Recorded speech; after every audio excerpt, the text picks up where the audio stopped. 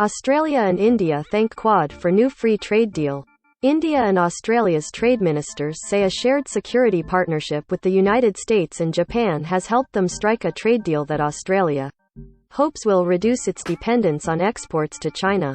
Canberra, Australia, India and Australia's trade ministers say a shared security partnership with the United States and Japan has helped them strike a trade deal that Australia hopes will reduce its dependence on exports to China.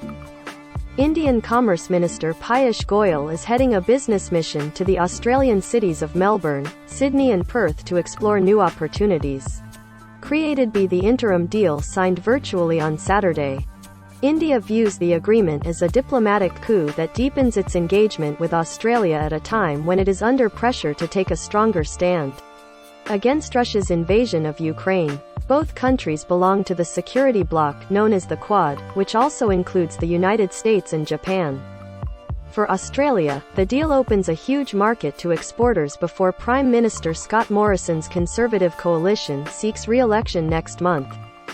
Friction between the Morrison government and Beijing has brought a series of official and unofficial Chinese trade sanctions on Australian exports including coal, beef, seafood, wine and barley.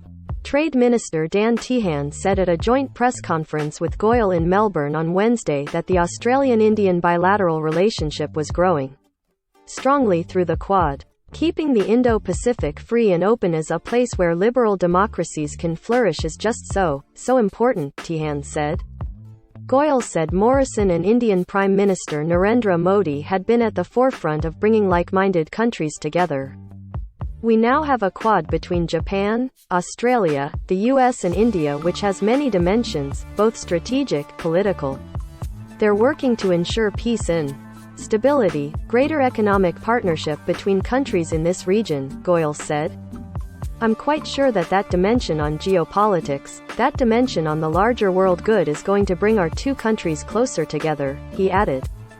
Australia usually insists that nothing is agreed until everything is agreed in its bilateral free trade negotiations, but has accepted an interim deal with India. India, the world's largest democracy, prefers so-called early harvest agreements in its trade negotiations that reduce tariffs on certain goods before a comprehensive bilateral agreement can be reached. The deal is India's first trade agreement with a developed country in more than a decade. Negotiations began in 2011. Last year, Australian Special Trade Envoy to India and former Prime Minister Tony Abbott said a bilateral free trade deal would signal the democratic world tilt away from China. However, Sonia Arakal, a policy fellow at the Perth US Asia Centre, said that India on its own could not fully replace China as Australia's main trade.